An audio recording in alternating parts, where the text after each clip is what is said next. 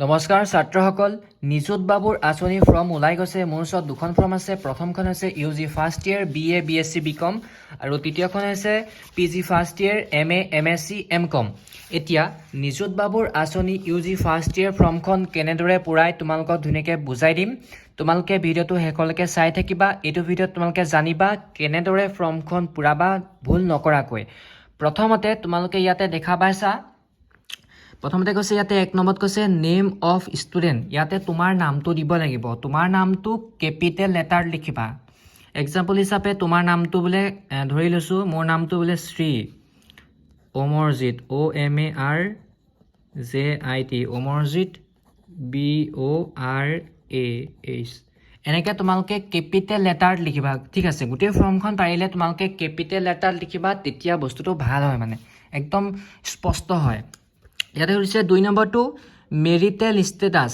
Single merit এতিয়া তুমি বিয়া পাতিলা নে নাই পতা দিছে যদি তুমি বিয়া নাই পতা তেন্তে তুমি সিঙ্গলত টিক কৰিবা যদি তুমি বিয়া পাতিছা তেন্তে তুমি মেৰিটত টিক কৰিবা কেনেবাকে যদি তোমালোকে বিয়া পাতিছা মেৰিট যদি টিক কৰা তেন্তে তোমালোকৰ ফৰ্মখন ৰিজেক্ট হৈ যাব ঠিক আছে যদি তোমালোকে বিয়া নাই পতা তেন্তে তোমালোকে সিঙ্গলত এনেকৈ টিক দিবা তাৰ পাছত হৈছে 3 নম্বৰটোত ডেট অফ বাৰ্থ ঠিক আছে ডেট অফ বাৰ্থ ইয়াতে ডেট অফ বাৰ্থটো তোমালোকে দি দিবা প্ৰথমতে ইয়াতে দিবা তোমাৰ ডেট অফ বাৰ্থটো যি হয় বোলে দি দিছোঁ এক্সাম্পল হিচাপে এনেকৈ তোমালোকে ডেট অফ বাৰ্থটো দি দিবা ঠিক আছে প্ৰথমতে ডে দিবা মান্থ দিবা ইয়েৰ দিবা ঠিক আছে মই বস্তুখিনি সম্পূৰ্ণকৈ নেদেখাওঁ নতুবা ইউটিউবে ভিডিঅ'টো ৰিমুভ কৰি দিব ঠিক আছে পাৰ্চনেল ডিটেইলছ শ্বেয়াৰ কৰিব নোৱাৰি 4 নম্বৰ পইণ্টত কৈছে name of father or mother or guardian ইয়াতে তোমালোকৰ দেউতাৰ নামটো দিব পাৰিবা যদি দেউতা নাথাকে তেন্তে তোমালোকে মা নামটো দিবা যদি মা নাথাকে দেউতা মা কোনো নাথাকে তেন্তে যদি তোমালোকে কোনোবা যদি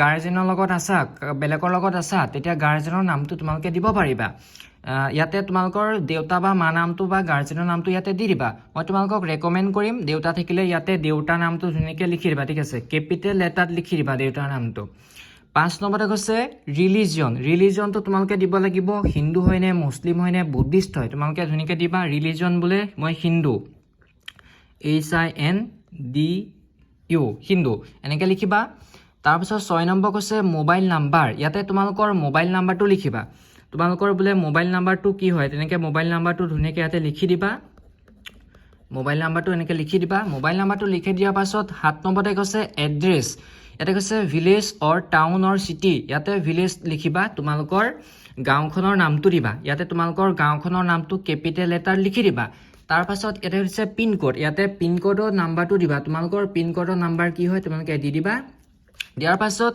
ইয়াতে হৈছে ব্লক অৰ মিউনিচিপেলিটি অৰ টাউন কমিটি ইয়াতে তোমালোকে ব্লকটোৰ নাম দিব পাৰা তোমালোকৰ ব্লক খণ্ডটোৰ নাম কি হয় তোমালোকে ব্লকটো দিব পাৰা আমাৰ বোলে ব্লক বোলে বোকাঘাট সেইটো কাৰণে আমি বোকাঘাট দিছোঁ তোমালোকে তেনেকৈ যাৰ যি হয় দিব পাৰা তাৰ পাছত কৈছে পুলিচ ষ্টেচন তোমালোকৰ পুলিচ ষ্টেচন কি হয় সেইটো তোমালোকে দি দিব পাৰিবা তাৰ পাছত সুধিছে ডিষ্ট্ৰিক্ট তোমালোকৰ ডিষ্ট্ৰিক্টখনৰ নাম কি তোমালোকৰ ডিষ্ট্ৰিক্টখনৰ নাম যি হয় তোমালোকে দি দিবা যদি তোমালোকৰ বোলে গোলাঘাট তেন্তে তোমালোকে দিবা গোলাঘাট ঠিক আছে তেনেকৈ তোমালোকে দি দিবা তাৰ পাছত সুধিছে ইয়াতে 8 নম্বৰতে আধাৰ নং ইফ এভেইলেবল কাৰোবাৰ যদি আধাৰ কাৰ্ড নাই তথাপিও কোনো আপত্তি নাই নিদিলেও হৈ যাব যদি আছে তোমালোকে আধাৰ কাৰ্ডটো দিবা মই আধাৰ কাৰ্ডটো দিবলৈ ক'ম তোমালোকৰ সকলোৰে চাগে আধাৰ কাৰ্ড আছে ইয়াতে আধাৰ কাৰ্ডৰ নাম্বাৰটো দিবা এনেকৈ তোমালোকে আধাৰ কাৰ্ডৰ নাম্বাৰটো এনেকৈ দি দিবা এনেকৈ দি দিবা এনেকৈ আধাৰ কাৰ্ডৰ নাম্বাৰটো দিবা ইয়াতে মই XX লিখিছোঁ তোমালোকে XX নিদিবা নিজৰ আধাৰ কাৰ্ডৰ নাম্বাৰটো দিবা এইটো ফৰ্মেটত মই সম্পূৰ্ণ দেখাব নোৱাৰোঁ নতুবা ভিডিঅ'টো ইউটিউবে ৰিমুভ কৰি দিব তাৰ পাছত ইয়াতে 9 নম্বৰতে হৈছে নেম অফ LAC ইয়াতে তোমালোকৰ বিধানসভা সমষ্টিটোৰ নাম দিব লাগিব ঠিক আছে তোমালোকৰ বিধানসভা সমষ্টিটোৰ নাম কি হয় সেইটো ইয়াতে তোমালোকে লিখি দিবা তাৰপাছত 10 নম্বৰতে হৈছে opted for BK merit award এইটো দিছে মানে বাণীকান্ত কাকতি মেৰিট এৱাৰ্ড পাইছা নেকি মানে স্কুটি তোমালোকে লাভ কৰিছা নেকি যদি তোমালোকে ইয়েছত টিক কৰা তেন্তে তোমালোকে এই ফৰ্মখনত নাপাবা ৰিজেক্ট হৈ যাব ঠিক আছে যদি তোমালোকে নোট টিক কৰা তেতিয়াহে পাবা তোমালোকে ঠিক আছে যিসকলে বাণীকান্ত কাকতি মানে স্কুটি লাভ কৰিব তেওঁলোকে এই ফৰ্মখন নাপায় মানে এই স্কিমটোৰ সুবিধা লাভ নকৰে তাৰ পাছত এইখিনি হৈ গ'ল এতিয়া আহিলে বি নম্বৰটো এডুকেশ্যনেল ডিটেইলছ এইখিনি ভেৰি ইম্পৰ্টেণ্ট হয় তোমালোকে মন দি শুনিবা ইয়াতে সুধিছে নেম, এক নম্বৰতে সুধিছে name of the institution from which pass. ইয়াতে সুধিছে তুমি কোনখন শিক্ষানুষ্ঠানৰ পৰা পাছ কৰিছা, সেই শিক্ষানুষ্ঠানখনৰ নাম দিব লাগিব। তাৰ আগতে তোমালোকে এইটো শুনা, 2 নম্বৰটো কৈছে লাষ্ট এক্সামিনেশ্যন পাছ। যিহেতু তোমালোকে UG ফাৰ্ষ্ট ইয়েৰ মানে BA হওক বা BSc হওক বা BCom, ঠিক আছে, তাৰে বোলে তুমি ফাৰ্ষ্ট ছেমিষ্টাৰ হয়, ঠিক আছে, ফাৰ্ষ্ট ছেমিষ্টাৰ হ'লে তুমি লাষ্ট এক্সামিনেশ্যন তোমাৰ কিমান হ'ব, হায়াৰ ছেকেণ্ডেৰী, ঠিক আছে। তুমি ইয়াতে শ্বৰ্ট ফৰ্মতো দিব পাৰা, HS বুলিও লিখিব পাৰা, শ্বৰ্ট ফৰ্ম এইটো হায়াৰ ছেকেণ্ডেৰী। তেতিয়া তুমি হায়াৰ ছেকেণ্ডেৰী কোনখন কলেজৰ পৰা বা ইউনিভাৰ্চিটিৰ পৰা তোমালোকে পাছ কৰিছিলা, সেই কলেজখনৰ নামটো দিবলৈ কৈছে। বোলে তুমি বোলে কমাৰগাঁও কলেজৰ পৰা পাছ কৰিছিলা, তেন্তে তুমি কলেজখনৰ নামটো দিব পাৰা, ঠিক আছে। এনেকৈ নামটো কেপিটেল লেটাৰত তোমালোকে দিবা, ভাল হয়। তাৰপিছত ইয়েৰটো দিছে, তুমি HS কোন চনত পাছ কৰিছিলা, বোলে তুমি বোলে 2024 চনত পাছ কৰিছিলা, তেনেকৈ দিবা। এইটো যাৰ যি হয় দে, ঠিক আছে। তুমি বোলে 25 চনত পাছ কৰিছা, তেন্তে 25 চন দিবা। তোমালোকে চাই ল'বা মাৰ্কশ্বিটখনত। তাৰপিছত ৰোল নাম্বাৰটো দিব লাগিব HS-ৰ, ঠিক আছে। তোমালোকে খেলি মেলি নকৰিবা, আকৌ HS-ৰ ৰোল নাম্বাৰ দিবা। এতিয়া ৰোল নাম্বাৰটো আছিলে বোলে তোমালোকৰ ফৰ্মেটটো এনেকৈ আছিলে, তোমালোকে দি দিবা ৰোল নাম্বাৰটো। তাৰপাছত 3 নম্বৰটো কৈছে name of institution currently enrol in. এতিয়া তুমি বৰ্তমান কোনখন শিক্ষানুষ্ঠানত পঢ়ি আছা, এনৰোল হৈ আছা। তুমি বোলে এতিয়া পঢ়ি আছা বোলে কমাৰগাঁও কলেজ, বা তুমি বোলে পঢ়ি আছা বি বৰুৱা কলেজ, তুমি বোলে পঢ়ি আছা বোলে যিকোনো দেৰগাঁও কলেজত, DKD কলেজত, সেই কলেজখনৰ নামটো তুমি দিব পাৰা। বোলে মই পঢ়ি আছোঁ DKD কলেজ, ঠিক আছে, DKD কলেজত বোলে মই পঢ়ি আছোঁ, দি দিছোঁ। তাৰপিছত 4 নম্বৰটো কৈছে নেম অফ দি ইউনিভাৰ্চিটি। এই DKD কলেজখন কোনখন ইউনিভাৰ্চিটিৰ আণ্ডাৰত আছে, বোলে এখন বোলে আছে ডিব্ৰুগড় ইউনিভাৰ্চিটি, মই সেইবাবে ডিব্ৰুগড় ইউনিভাৰ্চিটিখনৰ নামটো লিখি দিম। তুমি বোলে পঢ়ি আছা বোলে আমুক কলেজ, সেই কলেজখন কোনখন ইউনিভাৰ্চিটিৰ আণ্ডাৰত আছে, বোলে গুৱাহাটী ইউনিভাৰ্চিটিৰ আণ্ডাৰত আছে, বোলে তেজপুৰত আছে। যিখন ইউনিভাৰ্চিটিৰ আণ্ডাৰ আছে তোমালোকে ইউনিভাৰ্চিটিখনৰ নামটো ইয়াতে লিখি দিবা।